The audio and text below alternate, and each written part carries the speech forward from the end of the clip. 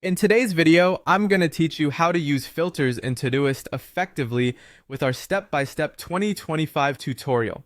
We'll break down all you need to know about using filters so you can streamline your task management to suit your personal or professional needs.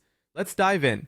To start, let's look at some common, ready-to-use filter examples that you can immediately incorporate into your daily routine. By utilizing these filters, you can quickly access the tasks that matter most to you. For instance, consider using the filter Today's Work, which is input as today and at P1 or P2. This will show you today's top and high priority tasks, helping you prioritize efficiently, or use overdue and urgent with the query overdue and P1 to access tasks that are overdue and demand immediate attention. Another useful filter is My Week Team, which you can customize by replacing at your name in this filter. At your name and today, overdue, next 7 days. This custom view allows you to organize your tasks for the week.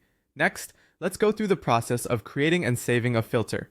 Begin by opening the Filters and Labels section, then click Add Filter if you're on the web or desktop, or tap the plus button on mobile.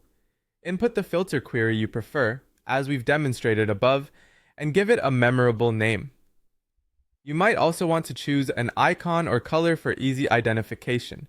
Once everything is set, save your filter and it will be conveniently available in the left sidebar for quick access whenever you need it.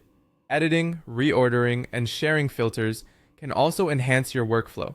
Edit a saved filter by accessing its menu, which you can do by clicking the three dots. This is where you can tweak the query to better match your changing needs. You can reorder filters by simply dragging and dropping them on the web or desktop version of Todoist. If you're working within a team or business workspace, you have the option to share filters with your team members or keep them for personal use. For best practices, remember to use labels, indicated by the @ symbol, to create more flexible filters that work across multiple projects.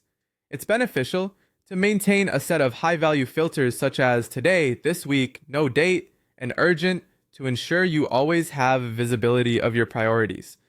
Testing complex filters with one condition at a time will help ensure they work as intended, and using before a condition like no date can be helpful for excluding specific tasks. Remember, the same syntax for filters works across mobile devices so you can manage your tasks on the go. It's also a good idea to create a short list of must-have filters on your phone. Lastly, for those of you utilizing advanced techniques combining projects, labels, and priorities, can create powerful triage views.